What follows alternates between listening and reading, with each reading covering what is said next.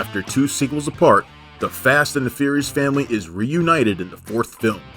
Paul Walker, Vin Diesel, Jordana Brewster, Michelle Rodriguez, the gang's all here. And yes, they're racing cars once again. But this time the stakes are life or death. We're going back to 2009 to talk about Fast and Furious for this episode of Revisited.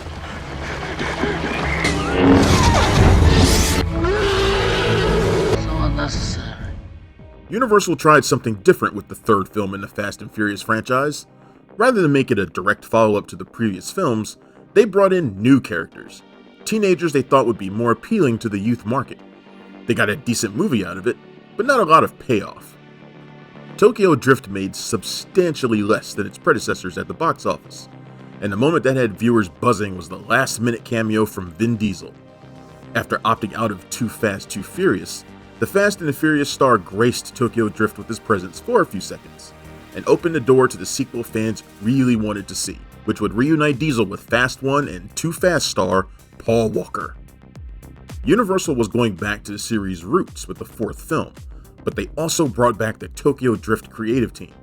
Justin Lin would return to direct the fourth movie from a script by Chris Morgan. Morgan's original idea for Tokyo Drift had centered on Diesel's character Dominic Toretto. He would have been the one learning to drift in Tokyo, and would have been investigating a murder at the same time. The idea of Dom solving a murder case carries over to the script Morgan wrote for Part 4, and he decided to make it a very personal case. At the end of The Fast and the Furious, LAPD officer Brian O'Connor, played by Walker, helped criminal street racer Dom get away from the police. They had bonded during Brian's time undercover in the street racing world. Brian had even gotten romantically involved with Dom's sister, Mia, played by Jordana Brewster. A post-credit scene showed that Dom had made it to Mexico. The fourth film, which drops the definite articles from the title and is simply called Fast and Furious, continuing the trend of crazy titles that started with Too Fast, Too Furious, catches up with Dom 8 years later. He and his girlfriend Letty, played by Michelle Rodriguez, had made their way to the Dominican Republic. There, they have teamed up with locals Leo and Santos, played Ortego Calderon and Don Omar, to pull off a gasoline heist, and Dom has called in his pal Han to help. Played by Sung Kang, Han was the breakout character in Tokyo Drift. Test audiences always scored him as their favorite character, and Lin had an affinity for him because Kang was basically reprising a role he had played in Lin's indie movie Better Luck Tomorrow. So, the decision was made to bring Han back for a quick appearance in Fast and Furious, even though he had died in Tokyo Drift. During his cameo in that film, Dom had mentioned that he and Han used to ride together, that they considered each other to be family. So Fast and Furious became a prequel that gives us a glimpse of their time together. Since audiences kept responding so well to Han, and Lin kept coming back to direct sequels, the character will return for more movies after this, pushing Tokyo Drift further and further down the timeline. But Han exits Fast and Furious right after the gasoline heist. Dom knows the authorities are closing in on him, so he parts ways with Letty. He goes off to Panama, and soon he's informed that Letty returned to Los Angeles and was murdered. So he risks his own safety and freedom to go to LA and find out what happened. The filmmakers had originally planned to reintroduce Brian O'Connor with a scene set in a prison. Presumably, this would have been a fake-out. Brian was an outlaw himself in Too Fast, Too Furious, facing jail time for letting Dom go. So Fast and Furious started by showing him in prison, viewers would have thought he had finally been locked up, even though the events of Too Fast, Too Furious were meant to clear his record. But in this film, we learned that Brian has been recruited by the FBI, and therefore would have just been undercover in prison to get information. Lin planned for the very first shot of Paul Walker in this movie to be of him behind bars, shirtless. Then he realized that things probably wouldn't go so well for someone who looked like Paul Walker if they were in lockup. The week before they were going to shoot that scene, Lin decided to completely rework Brian's reintroduction. Instead of being in prison, he's chasing down a suspect in a frenetic foot chase. A bummer for anyone who was hoping to see Walker shirtless, but a more exciting choice for an action movie.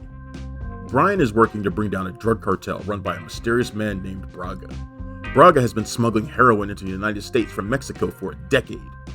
The FBI knows that street racers are recruited to do the smuggling, but they don't know exactly how the operation works.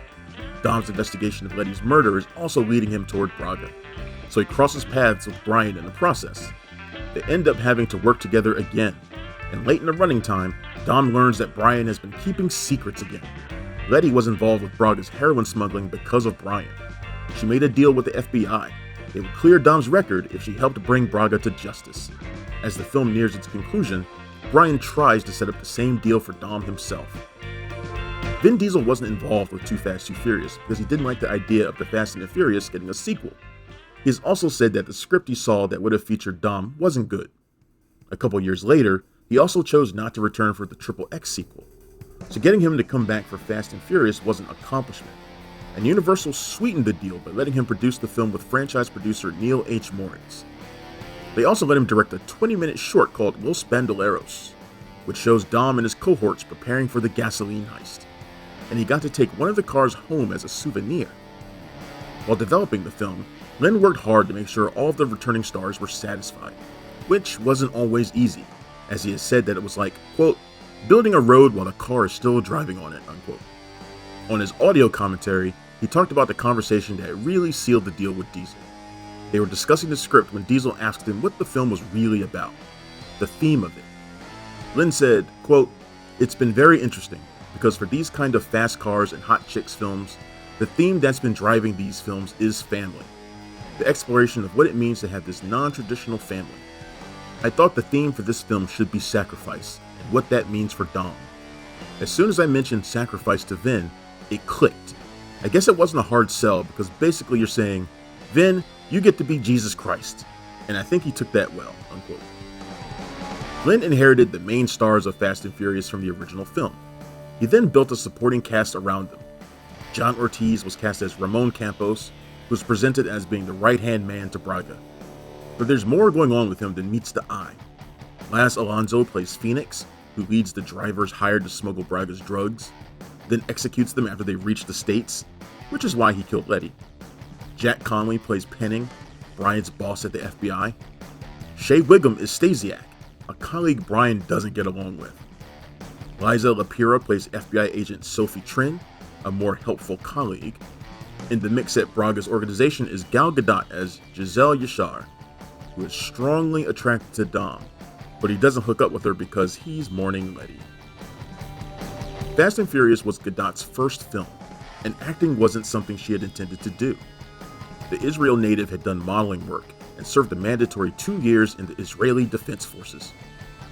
Some involved with Fast and Furious considered this film to be the real sequel, coming after 2 entries where the franchise got sidetracked.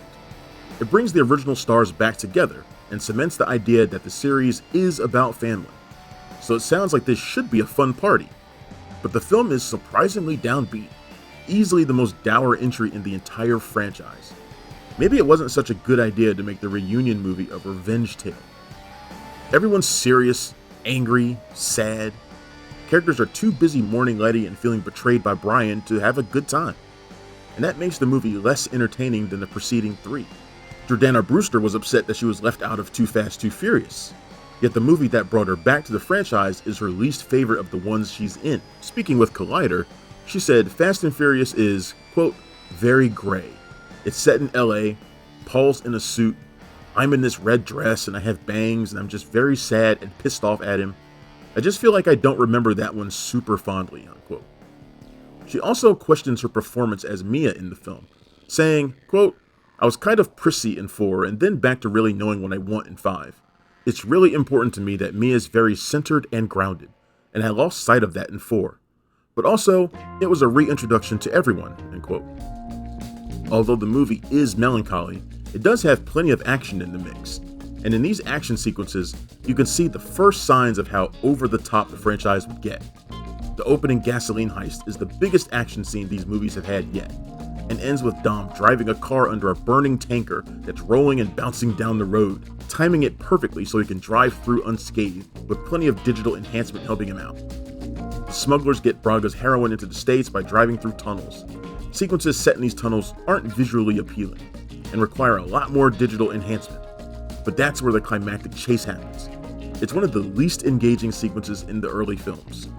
At this point in the franchise, people can still get injured when their cars smash into something. Letty is in a bad spot when Phoenix makes her crash her car. Brian is very banged up at the end. But we also get a preview of Dom's superhuman abilities when he gets shot in the shoulder, and doesn't seem to mind very much. There are plenty of problems with Fast and Furious, but as far as car-based action movies go, it's not bad, just underwhelming. There are some good character moments. It's nice to see Brian, Dom, and Mia interacting again, and it's very satisfying when we see Brian and Dom work together to dispatch Phoenix, the man who killed Letty, even though later sequels would tell us that Letty wasn't really killed. Universal had been planning to give Fast and Furious a June release, the same as they had done for the previous 3 movies. But late in the process, they decided to pull the release forward 2 months. It moved from June 12th to April 3rd. Due to this change in plans, composer Brian Tyler had to speed up his process. He went from having a couple months to record the orchestral score to having just 3 days to do it. The 107-minute movie required 72 minutes of music. So Tyler gathered his orchestra and recorded 25 minutes of music each day for 3 days. The musical time crunch isn't evident in the finished film. The release date shift didn't hurt the film at the box office either. You'd think a summer release would have been better. The teens these movies were aimed at were out of school with plenty of free time in the summer. But even though they were still in school in April, they obviously found the time to go see Fast and Furious. So did the older audience who had been there when the franchise started 8 years earlier. And viewers who skipped Tokyo Drift came back to see this one. Fast and Furious became the most successful film in the franchise up to this point. It drew in over $155 million at the domestic box office, passing the record of $144.5 that was held by the first film. The international box office added more than $204 million, leaving Too Fast, Too Furious' international haul of $109 million in the dust. At the end of its theatrical run, the film had earned more than $359 million on a budget of $85, guaranteeing that there would be another sequel. Paul Walker was instantly on board to come back for Part 5.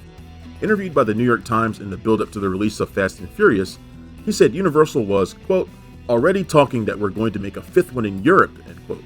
But there was a bit of deja vu here. Walker had experienced being in a successful film with Diesel, then having his co-star refuse to return for a sequel. He told the New York Times, quote, I'm sure Vin's going to be busy, end quote.